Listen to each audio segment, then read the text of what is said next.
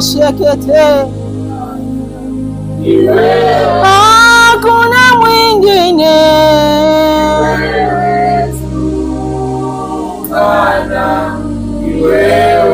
ni wewe Bwana. Rimoshekete mikaya norobo sekete. Mungu wetu mwenye nguvu, tunakuabudu. Tunasema ni wewe Mungu wetu mwenye nguvu. Tunaliazimisha jina lako Bwana. Asante kwa ajili ya nafasi, mfalme wetu na Mungu wetu, tukakuabudu wewe. Tunasema ni wewe Mungu. Wewe ni Mungu mwenye uweza, wewe ni Mungu mwenye nguvu. Tunaliinua jina lako Bwana. Tunaungana na wazee 24 ambao wanainama mbele zako akishuka.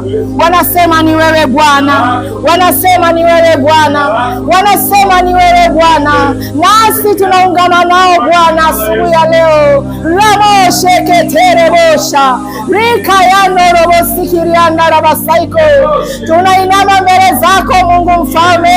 Tunasema ni wewe Mungu wetu, ni wewe Mungu wetu. Unayestahili kuabudiwa ni wewe, unayestahili kuinuliwa ni wewe, ambaye unatupa afya njema, ambaye unatutunza Bwana, unayetutetea katika vita vyetu. Ni wewe Mungu wetu. Tunakuazimisha asubuhi ya leo, tunaliinua jina lako, maana wewe ni mwaminifu Bwana. Hakuna Mungu mwingine Bwana duniani na hata mbinguni. Tunasema ni wewe Bwana, unayestahili kuinuliwa Mungu wetu, unayestahili kutukuzwa ni wewe Bwana. Rabosheketerebosha nekereboboboyandarabasaiko Goramoshekete Riko yandorobobosata neketereboboboyandarabasaiko Gori mashandarabababasa Rika yandorobosaiko robosha. Sante Bwana Yesu kwa neema hii Bwana. Sante Bwana, watoto wako tumetokezea mbele zako, tunakuabudu, tunaliazimisha jina lako Bwana. Sante Bwana kwa nafasi hii ambao wako wengi walitamani Bwana wakuabudu wewe, wakuazimishe wewe, lakini wamekosa nafasi Bwana. Umetupa sisi neema Bwana, umetupa sisi kibali, si kwamba sisi ni wema sana, bali ni kwa ajili ya neema yako Bwana. Nasi Mungu tunasema asante. Wewe pokea utukufu, wewe unastahili. Pokea utukufu, wewe unaweza Bwana. Tunaungana huku na wenye uhai wanne ambao wanainama mbele zako, wanasema wewe ni mtakatifu, wanasema wewe ni mtakatifu, nasi tunasema wewe ni mtakatifu. Hori mashekete rabo shekete ikatara mama masekete nerebobo shikiriandara masaiko. Utukufu ni wako ikatara mama mayando rabasaiko shandara mama mayando robobo sataraba ikatara mama mayando robo sikiriana yakatara mama mayando rabasaiko. Yes Lord, yes Lord. Wewe peke yako ndiye Bwana mabwana wote, katika jina la Yesu. Asante Roho Mtakatifu. Nani aliye kama wewe? Asante Roho Mtakatifu. Tunakuadhimisha Bwana. Asante Bwana, maana uko hapa. Enzi na mamlaka vina wewe Baba yetu. Uko hapa Bwana. Katika jina la Yesu. Uko hapa Bwana kutuhudumia. Yakatara masikiti. Yandara masikiri yandara masaiko. Shandara mama mayandara masaiko. Nikashikiri yandara masaiko. Asante Roho Mtakatifu. Asante Roho Mtakatifu. Asante Roho Mtakatifu. Asante Bwana. Amen. Shangilie Bwana Yesu.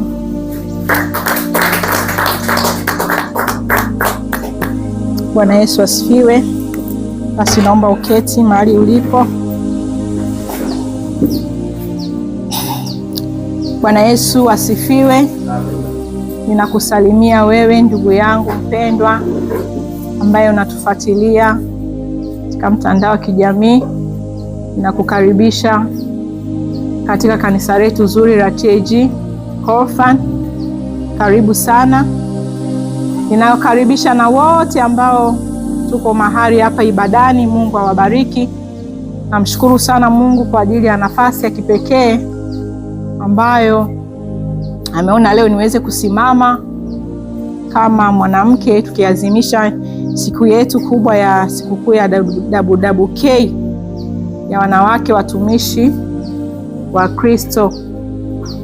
Kipekee nimshukuru mchungaji kwa kuninyoshea mkono. Akasema leo mama mchungaji utasimama.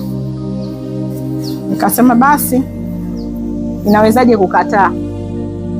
Nikasema kwa neema ya Mungu basi namwamini Mungu ataniwezesha kusimama na kuleta ujumbe wa leo ambao Bwana ameutaka niufikishe kwenu. Haleluya. Basi kabla mambo yote Biblia inasema fanye dua na maombi. Karibu mchungaji ili uweze kuomba.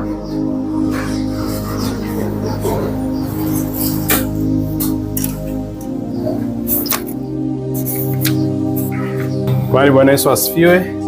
Amina. Basi namshukuru Mungu siku hii ya kipekee ya tarehe 1 ambayo ni kilele cha sikukuu ya wanawake Tanzania nzima. Basi tuombe. Baba, asante kwa ajili ya mtumishi wako ambaye Bwana siku ya leo nakwenda kumtumia. Tunamweka mbele zako Bwana. Tunaomba damu ya Yesu inenayo mema ikanene mema. Roho Mtakatifu kampe neno la wakati na lile ambalo umelikusudia likatufae katika siku ya leo.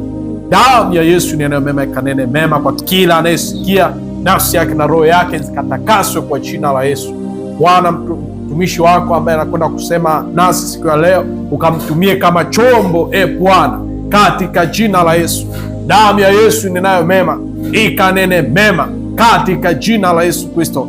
Watu wako Bwana wakapokee kile ambacho umekikusudia. Nami nasimama kinyume na ila zote za adui, hazina mamlaka kwa jina la Yesu. Roho za usingizi ninazikemea, hazina mamlaka. Damu ya Yesu ikanene mema katika jina la Yesu Kristo. Asante Bwana, maana unakwenda kumtumia mtumishi wako, nami namweka mbele zako kwa jina la Baba na Mwana na Roho Mtakatifu. Amen. Amen. Mungu akubariki mchungaji. Bwana Yesu apewe sifa. Bwana Yesu asifiwe tena.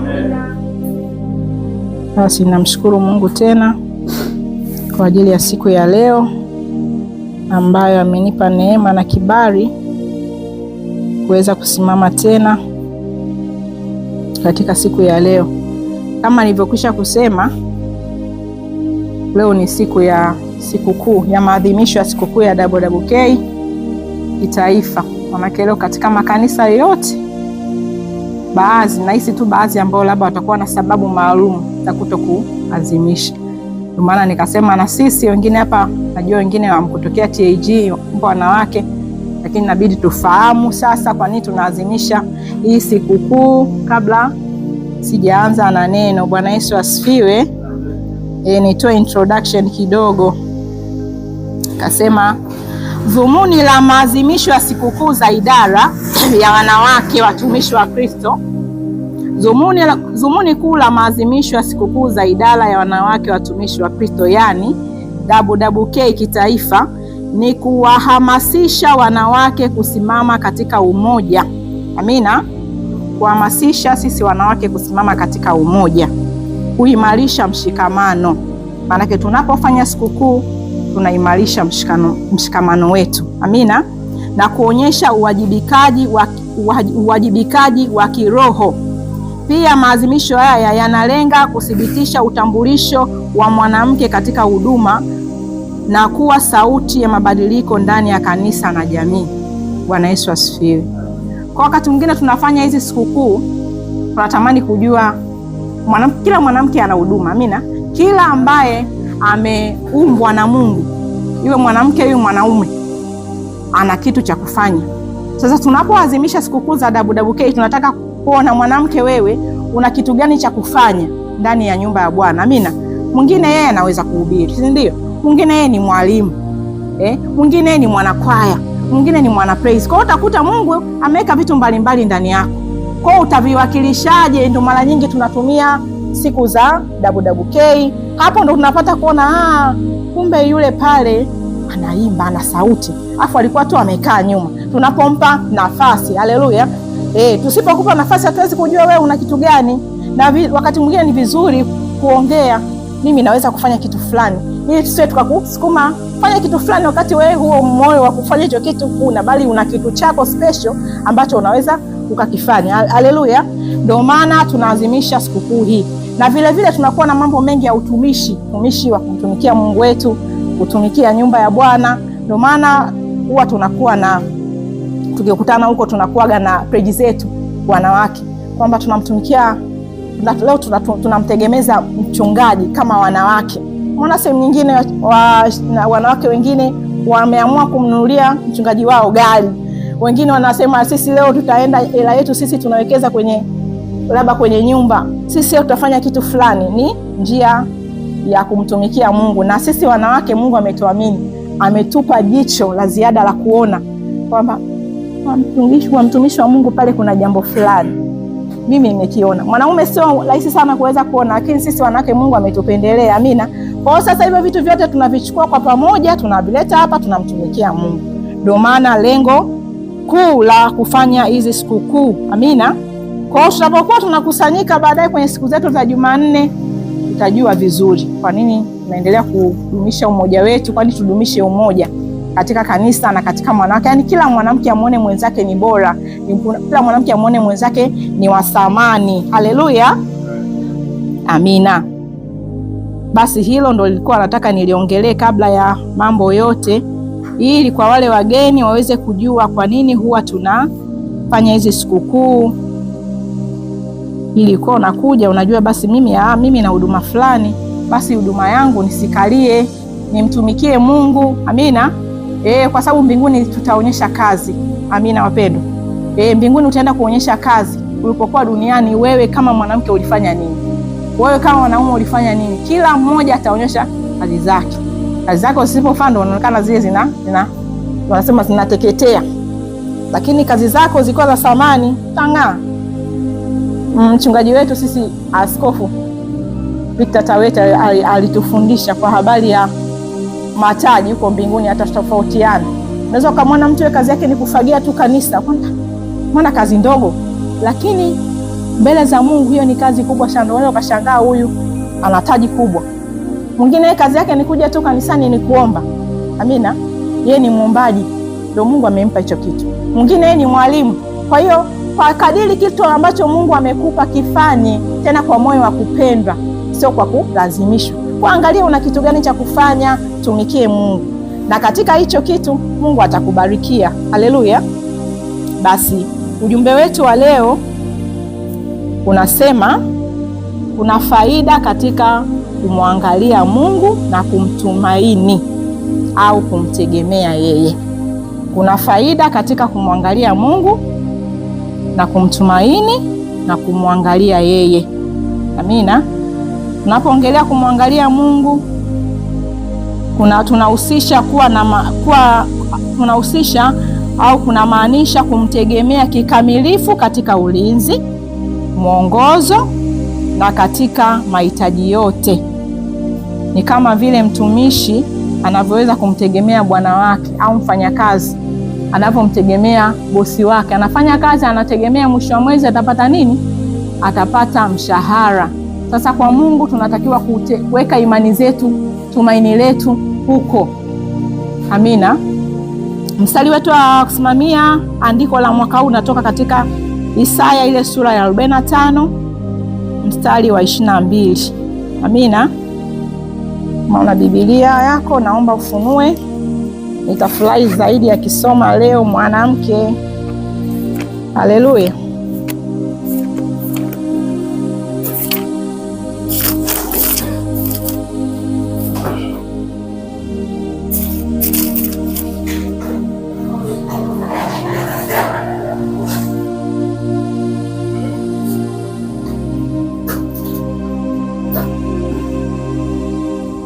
Mstari wetu ni mmoja tu, mfupi sana. Isaya ile sura ya 45 mstari wa 22. Haya, ngoja niendelee. Anasema, niangalieni mimi mkaokolewe, enyi ncha zote za dunia, maana mimi ni Mungu, hapana mwingine. Haleluya. Hayo ni maneno ambayo Roho Mtakatifu anapenda tushirikiane siku ya leo kama kanisa, ya kwamba Mungu anataka tumwangalie yeye ili tufanye nini? Tuweze kuokolewa. Maanake ni kwamba katika jambo lolote lile ambalo unalihitaji, iwe ni wokovu, pasipo kumwangalia Mungu hauwezi ukaokolewa. Kwa maana nyingine inasema katika tafsiri ya Biblia neno nigeukieni mimi. Maanake kwamba kuna njia ambazo tulikuwa tumeziangalia zamani zilikuwa hazina faida. Sasa Mungu anataka tugeuze kwa kumwangalia yeye. Katika jambo lolote lile tugeuke kwa kumwangalia yeye. Unapita katika jambo gumu, geuka, mwangalie yeye. Labda ulikuwa unawatumainia wanadamu katika jambo fulani katika kukuvusha, lakini sasa Mungu hataki uendelee kuwa angalia wanadamu, anataka ugeuke kwa kumwangalia yeye ili uweze kufanikiwa. Haleluya, amina. Na katika kumwangalia Mungu kuna faida. Ndio maana Mungu anasema tumwangalie yeye, kwa sababu anajua unapomwangalia Mungu na kumtegemea katika jambo lolote hauwezi kubaki kama ulivyo. Kuna faida nyingi, anasema kuna faida nyingi za kumwangalia Mungu. Mimi nimeziandika kama 3, lakini zipo nyingi sana. Faida ya kwanza nikasema unapata baraka katika maisha yako yote. Unapoamua kumwangalia Mungu katika jambo lako lolote lile, changamoto, jaribu lolote, umelipitia, unamhitaji Mungu. Unapodhamiria sasa kwamba katika hili nimeangalia hizi njia za kuwatumainia wanadamu, nimeshinda, sasa nimeamua kugeuka nimwangalie Mungu. Faida ya kwanza ambayo tunapata, nasema kwamba unapata baraka katika maisha yako. Unapoamua kumwangalia Mungu na kumtegemea yeye, Bwana Mungu anakubariki katika maeneo yako yote. Sawa sawa na ile Yeremia 17:7 mpaka 8. Mtu anisomee.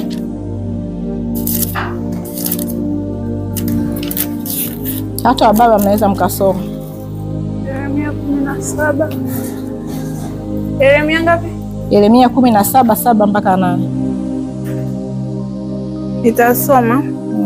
Amebarikiwa mtu yule amtegemeaye, amebarikiwa mtu yule anayemtegemea Bwana, ambaye Bwana ni tumaini lake. Maana atakuwa kama mti uliopandwa kando ya maji, uenezao mizizi yake karibu na mto. Hautaona hofu wakati wa hari ujapo, bali jani lake litakuwa bichi, wala hautahangaika mwaka wa uchache wa mvua, wala hautaacha kuzaa matunda. Amen. Neno la Mungu linasema amebarikiwa mtu yule amtegemeaye Mungu. Kwa hiyo wewe ambaye unamtegemea Mungu una baraka. Unapoamua kumtegemea Mungu katika jambo lolote lile, hakika Mungu atakubariki, hawezi kukuacha, atakuinua, kwa sababu hakuna jambo ambalo linashindikana kwa Mungu. Haleluya. Hakuna jambo ambalo linashindikana kwa Mungu. Mimi binafsi nimemwona Mungu katika maeneo mengi sana, pale ambapo niliona kabisa hapa nimeshindwa kwa uwezo wangu. Unajua kuna mambo mengine Mungu anajua hili liko ndani ya uwezo wako, unaweza kulifanya. Mungu hawezi kuja hapa kwambia wewe una kiu ya maji, kama mchungaji anasema una kiu ya maji, kwa Mungu ninyweshe. Maana unaweza, unavimudu. Kuna vitu ambavyo unavimudu, lakini kuna vitu ambavyo unaona hivi mimi pasipo kumwangalia Mungu hapa sitoboi. Ndio maana sasa Mungu anataka ugeuke umwangalie yeye.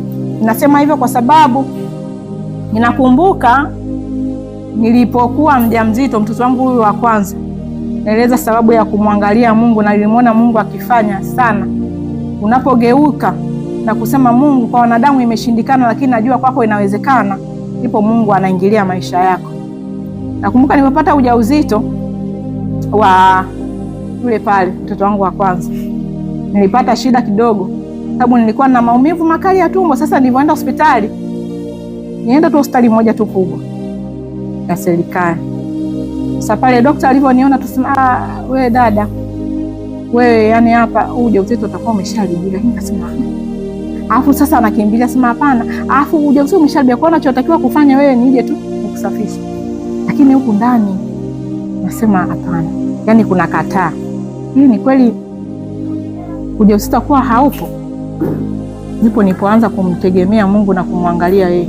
Madaktari wanasema haiwezekani, Lakini sasa baadaye nikawa nimepata mtu mmoja akanishauri, sasa inabidi uende hospitali kubwa ukachunguze labda una shida gani. Sauti. Haleluya. Nikaenda hospitali kubwa.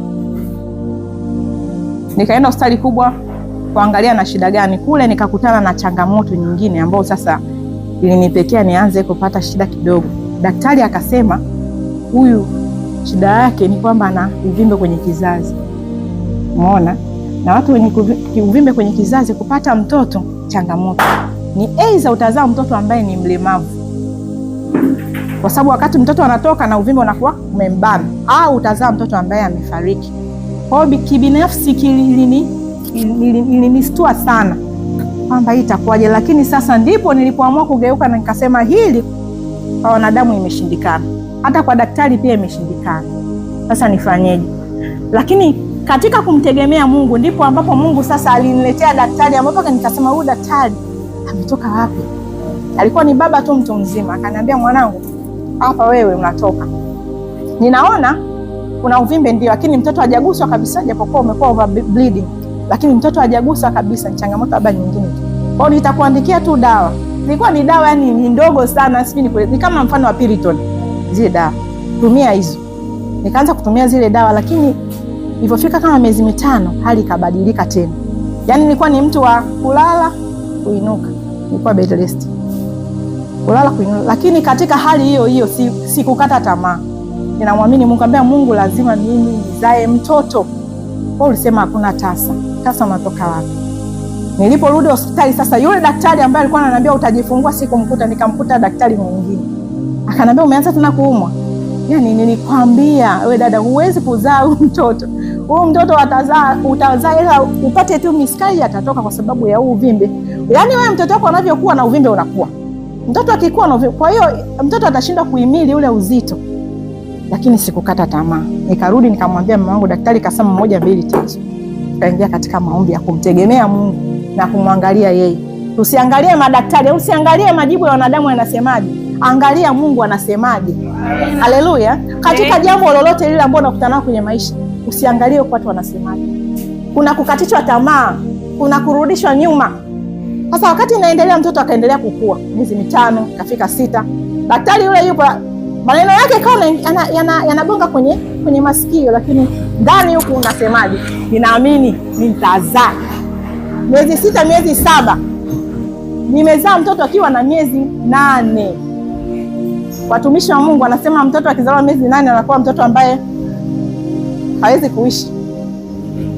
Mimi nilipozaa mtoto alikuwa ni mdogo sana. Hata nilishangaa, Mungu, mbona mtoto mdogo sana? Lakini huko pembeni kulikuwa na madaktari. Nasikia kwa ongea Kiingereza, lakini ninawasikia sana. Mtoto na miezi 8, mbona mtoto mdogo? Itakuwaje? Lakini nikasema ataishi. Umsaidie tu. Wakaenda kumpima. Kwenda kumpima mtoto hakuwa na shida yoyote. Leo hii ni yule pale. Lakini tu nikimwambia amina. Kwa kujifunza watakatifu wa Mungu, tujifunze kumtumaini Mungu na kumwangalia yeye. Ningesikiliza yale ambayo madaktari ambao walikuwa wanasema, ningeanza kukata tamaa na kujifunza sana. Siwezi kuzaa tena. Na ukumbuke hapo nishambua wewe, yani wewe ukienda kucheki unaona kweli uvimbe ule pale. Lakini umejifunguaje? Umewezaje kupata mtoto? Ni kumtegemea Mungu na kumng'ang'ania. Kuamini kwake inawezekana. Yani haijalishi huku nje hali inasemaje. Watakatifu wa Mungu, tumwangalie Mungu. Mungu wetu anaweza. Hakuna jambo linaloshindikana kwake. Leo hii nikiwaambia nilizaa mtoto njiti, utaweza kuamini kama alikuwa njiti? Alikuwa mdogo, lakini leo ni kaka. Na bado Mungu akanipa na watoto wengine. Sasa yule pale alikuwa mdogo. Huyu hapa akaja mkubwa, sasa ndo wanashangaa. Mbona sasa huyu ni mkubwa? Atawezaje? Kwani nilipata shida hata kujifungua. Huyu shetani alikuwa anataka kunyima uzao. Kwa hiyo alipokuja huyu sasa, daktari sasa, mbona mtoto mkubwa? Ninachokumbuka, alikuja nesi wa kwanza kunizalisha alishindwa. Alikuja wa pili kunizalisha akashindwa. Ikabidi aje daktari wa 3. Na hapo uchungu umeshakata. Sisikii tena kuposhi. Alichokifanya, ninachokikumbuka tu, daktari alinishika tu hapa, mtoto akatoka, lakini alikuwa amechoka. Hakuweza tena kulia. mpaka nikawa na wasiwasi itakuwaje, lakini bado naambia Mungu, wewe ndio umenipa huyo mtoto. Uweze ukanipa mtoto afu baadaye tena ukamchukua. Naomba unisaidie mtoto aweze kulia. Madaktari wamekuja sema, dada, mtoto hali. Yaani asipolia huyu tunamchukua atakuwa na shida labda. Lakini namshukuru Mungu, baada ya kuendelea kumwombea mtoto akakaa sawa. Leo huyo hapa. Ni nani ambaye amefanya? Huyu ni Mungu. Hakuna jambo linaloshindikana kwa Mungu. Watakatifu wa Mungu, tumwangalie Mungu, tumtegemee Mungu. Ndio maana hili neno linakuja kwa wakati ya kwamba kuna faida katika kumwangalia Mungu na kumtumaini yeye, kwa sababu kwake hakuna jambo linaloshindikana. Una shida gani? Ng'ang'ana na Mungu. Jambo lolote lile ambalo unalipitia kwenye maisha yako leo, nakutia moyo kwamba muangalie Mungu, usikate tamaa. Kwa nini? Kwa sababu kwa Mungu yote yanawezekana. Hakuna ambaye alimtegemea Mungu, Mungu akamwacha. Hakuna ambaye aling'ang'ana na Mungu, Mungu akamwacha. Majibu ya Mungu ni ndio. Ili akisema ndio ni ndio. Akisema hapana, hapana na sababu. Kuna mengine anasema hili subiri kwa wakati wake, kwa sababu anajua akikupa sasa hivi yamkini baadaye utakimbia. Leo unataka Mungu nibariki, unashangaa anakupa utajiri, lakini baada ya siku chache anajua huwezi kusamini kwa sababu huna uwezo wa kutunza. Anaamua subiri kwa wakati wake nitakupa, ambapo sasa umeshakomaa, umejaa vizuri kiroho. Hata kama akikubariki anajua huwezi kuhamu. Leo ukisema Mungu akubariki, watu mwingine wanasema atanikimbia. Niabudu tena hapa kwa kanisa nenda utafuta. Wengine wanafanya nenda utafuta kanisa jingine. Wapi? Uko city center huko katikati ya mji kuabudu. Lakini lengo la kumwangalia Mungu, Mungu anajua kabisa kwamba utakapoendelea kumng'ang'ania yeye, kuna wakati sasa wa majibu yako anakuletea package yako. Anajua sasa huu muujiza ninaokupa unaweza kuutunza. Leo mimi ninapomwona mwanamke mwingine anapita katika changamoto ya uzao, ninamtia moyo.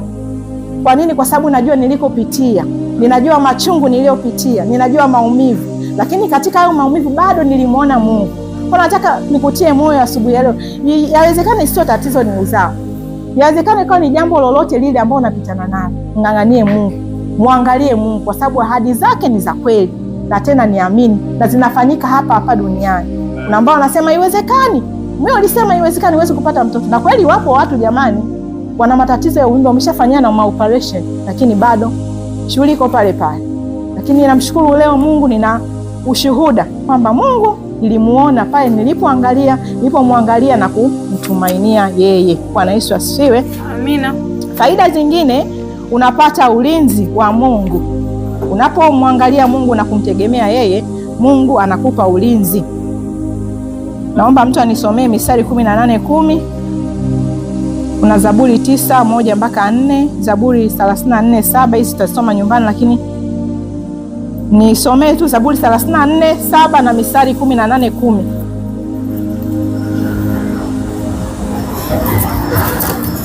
Misali 18:10. Nitasoma. Amen. Jina la Bwana ni ngome imara, mwenye haki hukimbilia akawa salama. Amen. Jina la Bwana ni ngome imara, mwenye haki hukimbilia akawa salama. Kwa unapomwangalia Mungu, unapomtegemea Mungu, Mungu anakufanya wewe kwa ngome imara. Mungu anakuinua, Mungu anakutetea na kukupigania. Tusome Zaburi ile 34 mstari wa 7.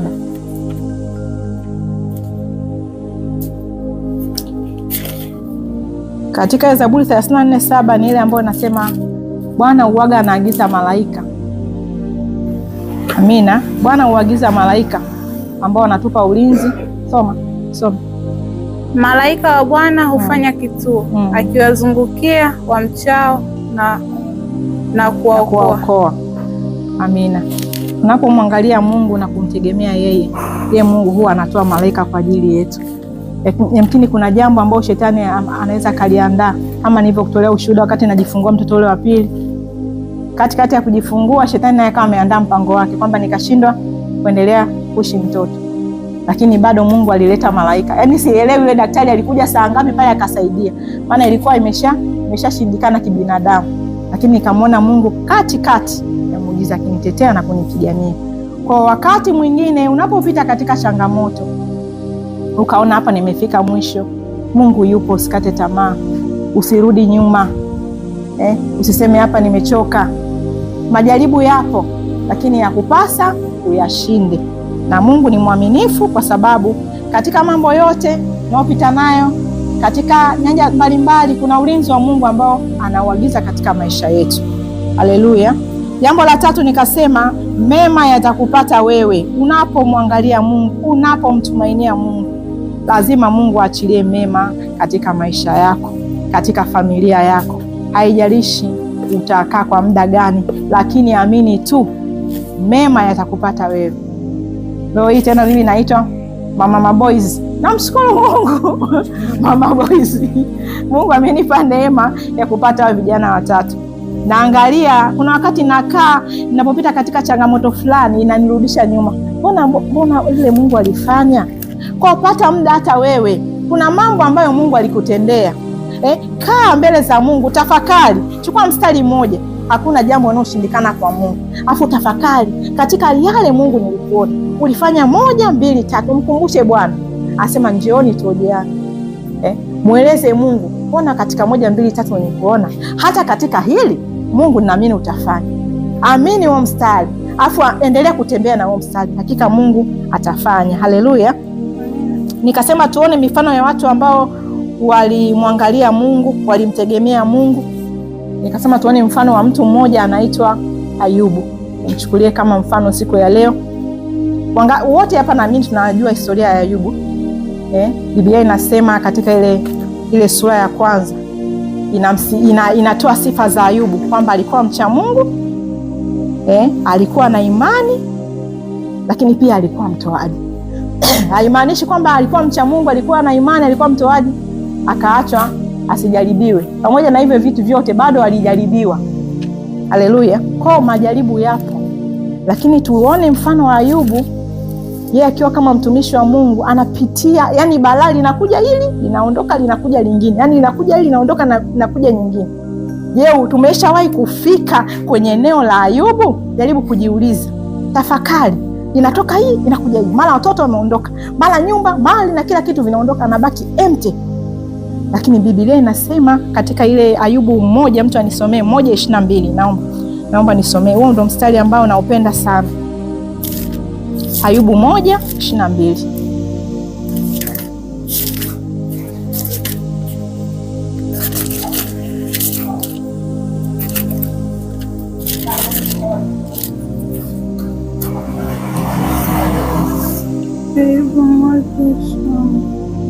Ayubu 1:22 nasemaje?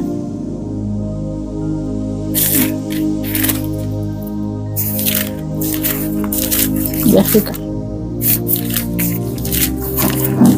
Amen. Katika mambo haya yote haikuwa kufanya wala kumwambia Mungu kwa upumbavu. Amen. Katika changamoto yote ambayo unapita nayo, usije kumwanzia Mungu dhambi wala kufanya upumbavu na yote, kwa sababu majaribu yapo. Na hawa watu tumewekewa ili tuweze kuona kwamba wewe sio wa kwanza.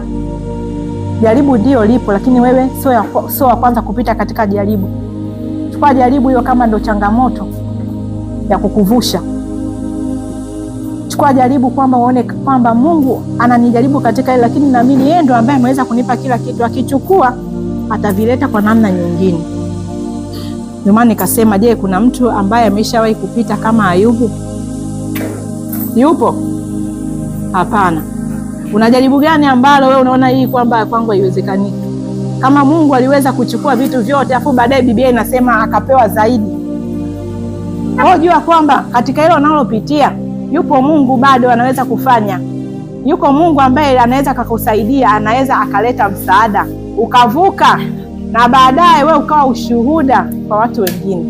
Wapendwa, Mungu yupo. Mungu hajawahi kushindwa na hatashindwa. Ninasema hivi kwa sababu nimemwona Mungu katika mambo mbalimbali, kama nilivyokusha kushuhudia ushuhuda mwingine na ushuhuda nyingi. Nimemwona Mungu katika kumtegemea, katika kumwangalia tu na kumtwika fadhaa zangu. Nimemwona Mungu na Mungu anajizilisha. Sio kwamba upiti, unapita. Kupita kupo wapendwa, lakini kuna kumwona Mungu. Ayubu alipita, lakini baadaye anasimulia kama watoto Mungu alimpa watoto wengine wazuri zaidi. Unapita kipindi kigumu cha kuishiwa, cha kukosa, lakini katika yote hayo usimwazie Mungu kwa upumbavu. Mungu atabaki kuwa Mungu hata kama hajajibu. Mungu atabaki kuwa wa kuheshimiwa hata kama hajafanya. Haleluya. Amen. Nimemwona Mungu kama nilivyowaambia. Nakumbuka nikiwa chuoni, niko zangu mwaka wa kwanza na nilikuwa certificate. Nimeingia chuoni, tumeanza mitihani ile ya semester kwanza. Sasa semester ya pili tunaingia tena kufanya mitihani. Sasa natakiwa kulipa ada, naambiwa ada hakuna, na wenzako ndio waenda kufanya mitihani, wanamaliza ili waingie diploma.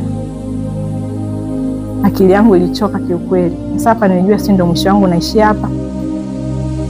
Lakini nikasema hivi, ninaye Mungu namtumikia. Mungu, naomba usimame uliangalie hili pito langu. Na hapo nilikuwa niko Bindi pale kanisani kwetu nilipokuwa naabudu. Sasa mimi nilichokuwa nakifanya, ninaingia kanisani naangalia kitu ambacho sina kazi, lakini naangalia kitu gani ambacho naweza nikakifanya nyumbani mwa Bwana. Hata kile kidogo nikisha kifanya, naomba Mungu, naomba wakiangalie kitu nimefanya kwa ajili ya utukufu wa jina lako. Kumbuka hii changamoto ninapodeki hii madhabahu, naomba Mungu angalie na mimi, gusa maisha yangu. Ninapitia kwenye changamoto ada na sijui sehemu ya kutoa ada. Nakumbuka ndugu yangu ananiambia, sasa hivi kweli siko vizuri, sijui tunafanyaje. Niko kwenye gari nenda chuoni, sina tumaini, nasema yani sijui itakuwaje. Lakini nakumbuka nikamwambia Mungu, nimesema tukukumbushe. Angalia mimi mtumishi wako nilikuwa nikifanya kazi pale madhabahu. Nikumbuke. Nimefika chuoni, unajua uwezi kuwa unasoma vizuri. Wenzako wanaendelea kusoma lakini wewe inakusumbua, hata sijalipa nafanyaje mtihani. Ndipo hapo nimekaa naendelea kusoma. Yaani siko nililia sana kwa sababu niliona kama ndio mwisho unafika. Lakini pale mwisho unapokaribia ndipo Mungu anapotokeza. Nakumbuka alitokea mama mmoja. Akaniambia, "Vipi mdogo wangu, mbona uko hivyo?" Nikamwambia, "Dada, atakuwa nifanye mtihani kesho. Na sina hela, sijalipiwa hela. Kwa hiyo hata sijui mwisho wangu unaishaje." Akaniambia, basi sawa." Akakaa pembeni kidogo, baadaye mama akarudi. Akaniambia, "Sasa nisubiri hapo, nakuja sasa hivi." Sijui alienda wapi. Baadaye sasa akarudi, ndo ananiambia, "Chukua hii ada ukalipe. Sio ndugu yangu. Chukua ada ukalipe." Baadaye ndo akaniambia mama yake alikuwa anafanya kazi ya DJ, alikuwa meneja. Kwa Mungu alimtumia huyo katika nyakati ambazo sikuwa natumaini. Lakini yani hiyo sasa ikanifanya niendelee kumwamini Mungu sana. Yani katika kipindi ambacho unaona kama nimechoka, nimekata tamaa, siwezi, ndio Mungu anataka hapo uinuke. Ndio Mungu anataka hapo aonekane, ajidhihirishe kwenye maisha yako. Kwa hiyo namshukuru Mungu kwa sababu niliweza nikapata ile ada, nikaenda nikalipa na nikafanya mtihani, nikamaliza. Baada hapo ile changamoto ya ada, kwa sababu hii changamoto ilikuwa inanisumbua toka niko shule ya msingi. Nakumbuka nilikuwa naishi na mama mkubwa. Sasa nilifika kipindi nakwambia, sasa wewe inabidi ukaenda shule useme tu baba na mama wako wamekufa. Kwa nini? Ili kwamba uendelee kufanya mtihani, uendelee kusoma. Na kipindi hicho ilikuwa tunalipia madawati, sijui enzi zetu hizo. Unalipia madawati. Hela sijui ada, sijui kile shule ya msingi unalipia. Sasa hivi watoto wakishua. Labda mwambie zamani wenzenu unaenda shule unaambia sadaka ujenzi, sijui sadaka sijui ya mlinzi na mambo mengi. Sasa una mzazi hana hiyo hela, anaamua tu eti wewe, sababu sio baba yako unaishi naye, wewe sema tu baba amekufa, mama amekufa. Lakini wako hayo huko kijijini, unajua ilishindikana. Walisema lakini baadaye sasa tusifanye hivyo, sio kitu kizuri. Wao sema huyu mama yake amekufa, baba yake amekufa, wakati wako hai. Na Mungu anipitisha, nimepita sekondari nako mwendo kao ulikuwa nikiingia darasani kwa vibali. Ni changamoto zipo kwenye maisha, lakini hautakaa kwenye hiyo eneo muda mrefu. Lazima Mungu atakutoa tu unapoendelea kumng'ang'ania Mungu. Nilikuja kutoka baada ya yule mama kufanyika kuwa mkombozi kwenye maisha yangu, sema kwamba katoa hii ada, ndio sikupitia tena hiyo changamoto. Lakini nanikumbusha kwa ajili ya kuatia moyo wengine kwamba kuna kupita, na katika kupita bado Mungu yupo, anaweza akatusaidia, anaweza akatushika mkono. Kwa changamoto yoyote unaopita nayo, jua Mungu yupo, hawezi kukuacha. Haleluya. Amina. Amina. Mungu awabariki sana. Nilisema leo tutakuwa na muda mrefu sana. Somo langu la leo linaishia hapa. Lengo lilikuwa ni kukutia moyo katika changamoto zote ambazo unapita nazo. Jua kwamba Mungu yupo. Jua kwamba Mungu anakusikia. Anachotaka ni umwangalie wewe. Umwangalie yeye Mungu. Usiangalie changamoto ambazo ziko nje. Usiangalie watu wanasema nini, angalia neno la Mungu linasema nini kwa ajili ya maisha yako. Angalia neno la Mungu linasema nini kwa ajili ya ahadi zako ambazo Mungu amekuahidia. Kuna wakati mwingine ukiangalia wanadamu wanaweza kukutoa kwenye reli. Wewe unaamini kwamba inawezekana, kinasa wewe hili utoboi. Kama mimi nilipokutana na wewe daktari akaniambia utoboi. Yaani nishakutana na watu wanawake hawazai. Takuwa wewe. Yaani wewe hapo utoboi. Alafu yuko serious. Sasa nikasema huyu dada, hivi kweli hata ile moyo tu wa huruma kwamba yaani nakutia moyo tu, Mungu atakusaidia. Hakuna, alikuwa mkavu. Yaani wewe uzai. Wewe uzai. Kwa nini? Kwa sababu hii kitu haiwezekaniki. Wewe una uvimbe ukikua mtoto anakuwa. Wewe inambana mtoto. Kwa hiyo watoto wao. Kwa hiyo inakuwa shuhuda mbele za Mungu. Hata watu ambao wanapita kwenye changamoto waambia Mungu anaweza. Hakuna jambo linaloshindikana mbele za Mungu. Mtumishi wa Mungu, tusimame. Simama mahali ulipo. Tukamwombe Mungu. Sijui mimi unapita katika changamoto gani. Hata wewe ambaye unaniangalia, sijui unapita kwenye changamoto gani. Lakini mchana wa leo au asubuhi ya leo nakutia moyo. Kaanza kumwangalia Mungu. Ng'ang'ana kumlingana Mungu na kumtegemea. Mungu pekee ndo ana masuluhisho ya majibu yako, ya majibu yangu, ya majibu yetu. Wanadamu wanaweza kuwa hawana suluhisho. Nikutolea shuhuda ambayo nilipita nayo. Nilimwona Mungu akifanya. Yuko Mungu ambaye anaweza akakutetea na kukupigania katika changamoto yoyote ile. Utakwenda kumwomba Mungu, mwambie Mungu akusaidie, mwambie Mungu akutie nguvu pale ambapo uliomba jambo fulani ukaona limekawia. Mwambie Mungu, nimerudi tena. Ninaamini kwamba unaweza kufanya. Kwa majira na kwa wakati utakwenda kufanya. Haleluya. Basi inua mikono yako juu, twende tukamwombe Mungu. Omba vile ambavyo Roho Mtakatifu wewe atakuongoza kuomba, kwa sababu siwezi kujua kilicho ndani yako, lakini Mungu anajua hitaji la moyo wako. Asubuhi ya leo mwambie Mungu, mwambie nisaidie. Nimekuja tena, nimesikia neno lako. Natamani nirudi tena kukuangalia wewe, kukung'ang'ania wewe na kukuamini wewe, kwa sababu unaweza yote. Tuombe. Baba, katika jina la Yesu, tumesogea mbele zako watoto wako. Tumeweza kulisikia neno lako asubuhi ya leo, ukitutia moyo, ukiturudisha tena kwako, tukugeukie wewe na kukuangalia wewe. Tazama watoto wako Mungu ambao wako mahali hapa na wengine ambao Mungu anatufuatilia katika mtandao. Mungu wa mbinguni, ninaomba ukawatokee kila mmoja na shida yake na changamoto yake. Mungu ambaye unajua haja ya moyo wake Bwana, ninaomba ukamkumbuke mama yule, ukamkumbuke baba yule, ukamtetee, ukampiganie katika kila ambacho Mungu anapita nacho. Kwa mamlaka ya jina la Yesu Kristo, kila ambacho kimesimama kuzuia maisha yake, kila ambacho kimesimama kuzuia hatima yake, katika jina la Yesu kapate kushindwa. Mkono wako wenye nguvu Mungu usimame juu yake, ukamtetee, ukampiganie, ukamvushe katika changamoto ile ambayo Mungu anapita nayo, katika jina la Yesu, naye akaweze kuwa shuhuda na baraka hata kwa ajili ya watu wengine, katika jina la Yesu Kristo wa Nazareti. Mungu ninakusihi ukasimame, Mungu ninakusihi ukainuke kwa mamlaka ya jina la Yesu Kristo, ili kila ngome, kila vizuizi, kila roho yoyote ile ambayo imesimama kuzuia hatima zao Mungu zikapate kushindwa kwa mamlaka ya jina la Yesu Kristo. Baba, ninakushukuru. Baba, nasema asante kwa kuwa ni mwaminifu, na asante kwa sababu tunapokuomba Mungu unaonekana na kujibu. Utukufu, heshima na adhama vyote ni vya kwako, tunakurudishia wewe, maana wewe unastahili. Ni katika jina la Yesu Kristo tunaomba na kushukuru. Amen. Amen. Mungu awabariki sana. Nakushukuru kwa ajili ya siku ya leo.